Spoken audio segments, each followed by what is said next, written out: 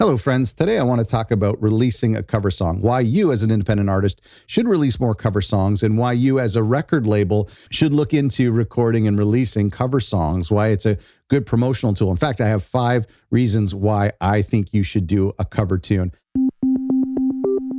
Before we dive in, you're probably like, well, isn't releasing a cover song illegal? Like, how do I get the rights to do that? Do I need permission? Do I need to email Taylor Swift and get her written permission to cover her song? Well, thankfully, no. But if you do have Taylor's email, please drop it in the comments for personal reasons. Our friends at Landr, an incredible digital distributor, one of the most reputable distributors in the market today, have a super easy way to upload cover songs legitimately.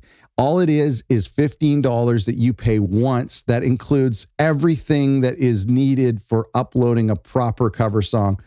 And you just pay that once. You don't have to pay that every year. It's once per song, and your song is up forever, even if your subscription ends. A big shout out to our friends at Landr for sponsoring this video and for making it so easy to upload cover songs. If you want 20% off your subscription, which includes really cool things like plugins and sample packs and online courses and their incredible mastering tool, of course, their unlimited digital distribution where you keep 100% of royalties, as well as their process for uploading cover songs. Be sure to check them out by clicking in the link in the description or going to this scanned QR code. Okay, there's 5 reasons why I think you should upload cover songs. Number 1 is there's a built-in audience. Cover songs have a built-in audience. And what that means is a couple things. First of all, there's an audience of that artist. Presumably you're covering a fairly popular artist or a medium popular artist.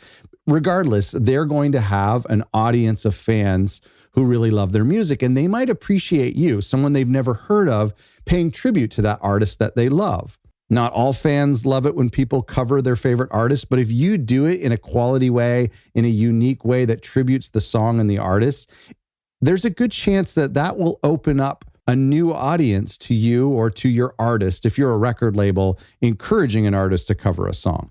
There might be people who listen to your cover who really like the original artist and they appreciate your song, but that's it. They just listen to your song and then they go back listening to the original artist and they don't get into your music. But ideally, what we're hoping is that they listen to your song and they really enjoy your voice or they really enjoy your interpretation.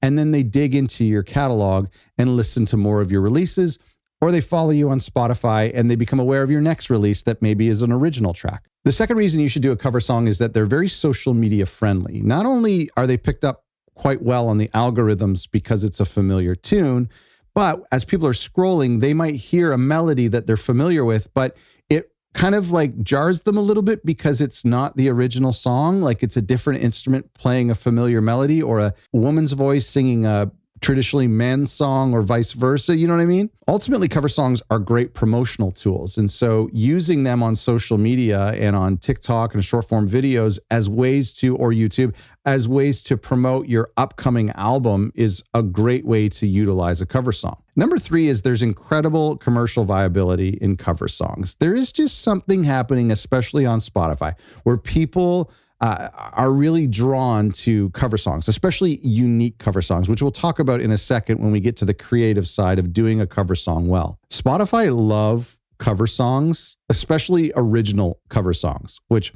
I suppose is an oxymoron. But what I mean is a cover song that's done originally.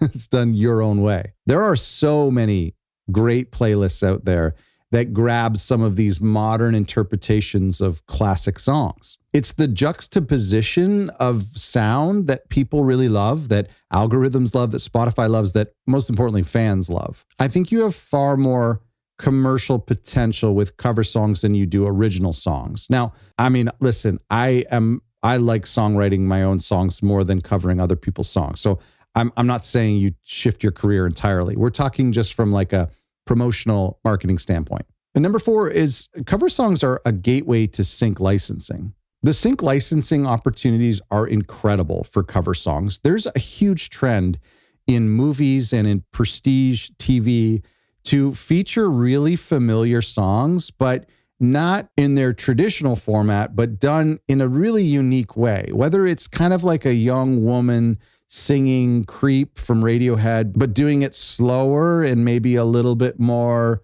romantic sounding, maybe slightly more minimal, using like a drenched out reverb piano as opposed to electric guitars. It's really compelling to hear these classic songs that we're so familiar with, that multi-generations are familiar with, but that are adapted into a modern sound, whether that's indie folk music or it's young people doing electronic music. It's just a really interesting opportunity to take an old track that a lot of people know and do it in a way that's a little bit more relevant to today's music. It also falls under this somewhat unethical gray area of like sound alikes. It's not true, but I mean, in a lot of cases, if a TV studio or a music supervisor wants to license Hey Jude, well, that's going to cost them $500,000, maybe even $1 million, depending on the production. If it's a TV commercial that goes nationwide or worldwide, that's going to be really expensive to get a Beatles song or a Bob Dylan song. However, if you cover Hey Jude, now they can pay you $1,000 or even $50,000. It's still going to be cheaper than having to pay Paul McCartney. There's publishing aside, but no matter what, your version of a popular song is going to be way cheaper. And the fact of the matter is it actually gets the job done. If it's the emotion in the melody or the lyrics that they're really looking for, your cover version can achieve that. And that's why a lot of people like doing old school songs, but done by younger modern artists for sync licensing purposes. It's not just that it saves people a lot of money, but it also just catches people's ear a little bit, because it's like, I know this song, but I don't recognize the singer, or I thought it was Paul McCartney who sang this. Number 5, and the most important, is that cover songs allow you to showcase your identity. The most successful cover songs are the ones that are done wildly different, not changing lyrics or necessarily even changing melody, but just different while still being entirely familiar. Like that slow, sexy version of Creep or Don't Stop Believing, but it's done like really, really, really slow and with completely different instruments. Maybe it's like an emo punk version of an R&B song or a pop song. You remember Pop Goes Punk, like that. Maybe it's Harry Styles doing Peter Gabriel, or Iron and Wine. They did Time After Time. Cake did I Will Survive. My favorite is Jimmy Eat World's version of Last Christmas. It's just this like blending of the traditional with the modern, or this incredible sonic paradox that gets people's attention. Pay attention here. The worst thing that you can do is to cover a song verbatim, to copy that artist's style, to copy the same instrumentation, the same tempo even. Please don't do that. It's not worth it. You're just then becoming a kind of a so-so version of the original. Change the tempo, change the feel, swap out instruments. Instead of drums or drum machines, do violin plucks for the percussion. Instead of strings, use electric guitars, or instead of electric guitars, use strings. You get what I'm saying. Record the song as if you wrote it. Have the song be done in your style. So if your style is lo-fi bedroom pop and you're covering like, a classic rock song, do it in your style. This is for your fans to be like, imagine if so-and-so wrote this song, what would it sound like? And this is actually how songs were pretty much done back in the 30s, 40s, and 50s and 60s. There would be an office full of people writing great classic songs, and then Frank Sinatra would take it, and then Dolly Parton would do her version of it, and so on. Cover songs are incredible promotional opportunities. This is really where you should be putting your efforts if you're looking to do a cover song.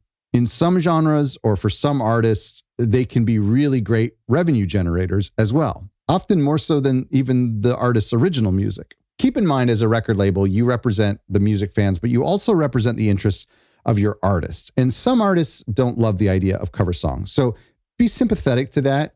Maybe walk them through why it might be a great way to promote their original music, or to create a bridge from not knowing about this artist to being more familiar with their original material. But some artists don't love cover songs. They find them uncreative and uninspiring and copycat-like, and just not the way they like to create music.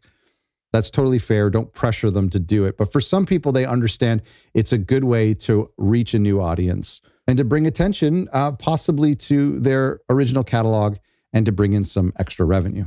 Check out our friends at Landr if you're ready to release a cover song. They make it super easy. It's literally as simple as uploading a song using any digital distributor. But when you get to the part where it says, is this a cover song? You just click yes, and they take care of everything else. Go to otherrecordlabels.com/Landr. You can also scan this QR code or click the link in the description to check out Landr for more than just cover songs, for all of your digital distribution needs. Thanks for watching.